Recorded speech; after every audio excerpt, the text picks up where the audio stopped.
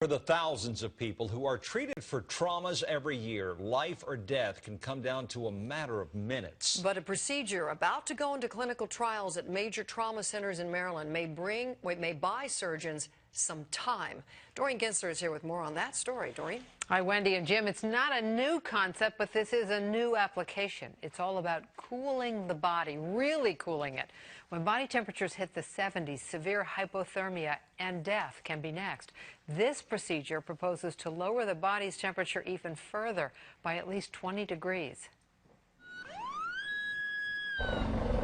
When a person undergoes a severe physical trauma, the body often goes into shock. Right now, trauma patients who have cardiac arrest from bleeding so much that the heart stops have almost no chance of survival. R. Adams Cawley Shock Trauma Center in Baltimore, part of the University of Maryland Medical Center, treats about 8,000 patients every year. And when a patient comes into the Shock Trauma Center, time is critical. Every minute, even seconds, count.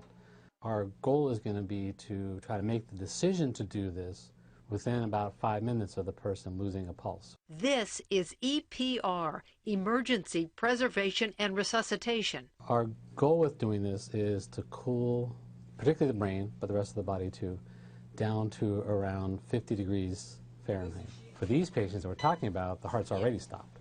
So we're just trying to buy time. For surgeons to at least stop the bleeding. Dr. Samuel Tischerman is heading up the EPR study at the Shock Trauma Center. EPR is not yet in practice. He started thinking about this more than 20 years ago when cooling down the body temperatures of non-trauma patients led him to investigate cooling the body temperatures of critical patients. In EPR, the trauma surgeon puts a catheter directly into the aorta, pumping a large amount of ice-cold fluid into the aorta, cooling the brain and the heart from the core. There are people who suffer cold water drowning or are found stuck in the snow and they get very, very cold, but we can still sometimes save them even if the heart's stopped. 25-year-old Justin Smith looked frozen solid last year, lying in a foot of snow, no pulse, not breathing. In this particular instance, the coroner was already called. But on the advice of Dr. Gerald Coleman, paramedics rushed him to nearby Lehigh Valley Hospital in Pennsylvania.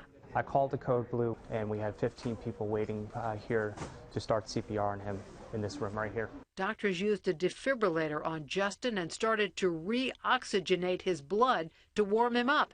Many hours of tests and monitoring later, doctors saw brain activity. Justin's case, from what we can tell, is the lowest recorded body temperature to ever survive exposure from hypothermia.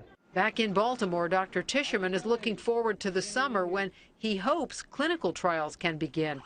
Only people suffering from penetrating trauma, such as gunshot or stab wounds, will be eligible in the beginning. If you have any kind of therapy where less than 1/20 of your patients live, there's some room for doing something better and something new, and we think this is it.